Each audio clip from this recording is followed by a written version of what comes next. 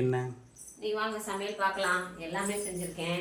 சாம்பார், ரசம் எல்லாமே புதுசு. இன்னைக்கு இது பிரியாணியோட முடிச்சிட்டோமா. புதுசுனா இன்னைக்கு எல்லாம் புதுசாக சமைச்சிருக்கோம். பழைய ரசம் வச்சுக்கல, எதுவுமே பழசு இல்லாமல் புதுசாக செஞ்சுருக்கோம். கொஞ்சம் எடுத்து வச்சுறேன். நம்மளுடைய சப்ஸ்கிரைபர் எல்லாருக்குமே ரொம்ப தேங்க்ஸ்ப்பா. நிறைய பேர் உனக்கு விஷ் பண்ணாங்க தெரியுமா.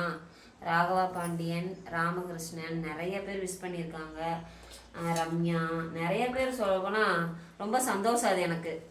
அப்புறம் சந்திரக்கா விஷ் பண்ணியிருக்கீங்க. அப்புறம் வந்துட்டு எப்படி சொல்கிறது, எங்கள் பாப்பாவோட கிளாஸ்மேட்டோட அம்மாக்கெலாம் கூட விஷ் பண்ணியிருந்தாங்க தம்பி உனக்கு.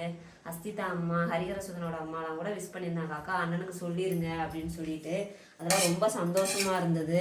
அடுத்து இன்றைக்கி சமையல் பார்த்திங்கன்னா சாதம் குக்கரில் வச்சிட்டேன், கொஞ்சம் லேட் ஆயிடுச்சுன்னு சொல்லிட்டு. சாதம், முள்ளங்கி, பீக்கங்காய், முருங்கைக்காய் போட்டு சாம்பார், அப்புறம் பருப்பு தண்ணியில் ரசம், அப்புறம் வந்துட்டு முருங்கைக்கீரை பொரியல், பாவக்காய் வறுவல். என் தம்பியோட ஃபேவரட், இப்படி வறுத்து கொடுத்தா ரொம்ப பிடிக்கும். அப்புறம் பீட்ரூட் பொரியல் பண்ணியிருக்கேன். குழந்தைக்கு இந்த மாதிரி செஞ்சு கொடுத்தா ரொம்ப பிடிக்கும். அவளுடைய ஸ்நாக்ஸுக்கு இன்றைக்கி சுண்டல் தாளிச்சேன் இல்லையா, அந்த சுண்டல். அவ்வளோதான். எனக்கு 11 மணிக்கு டீ வச்சுருக்கேன், அடுப்பில் வச்சுருக்கேன், காயுது. இன்றைக்கி நம்ம வீட்டில் சமையல் இதுதான்ப்பா. பிடிச்சிருந்தா லைக் பண்ணுங்கள், ஷேர் பண்ணுங்கள், சப்ஸ்கிரைப் பண்ணிவிட்டு பாருங்கள். கொஞ்சம் நிறைய பேர் பார்க்குறீங்கன்னு பார்த்தேன். கொஞ்சம் சப்ஸ்கிரைப் பண்ணிவிட்டு பார்த்தீங்கன்னா ரொம்ப சந்தோஷமாக இருக்கும். ஓகேவா, பாய்.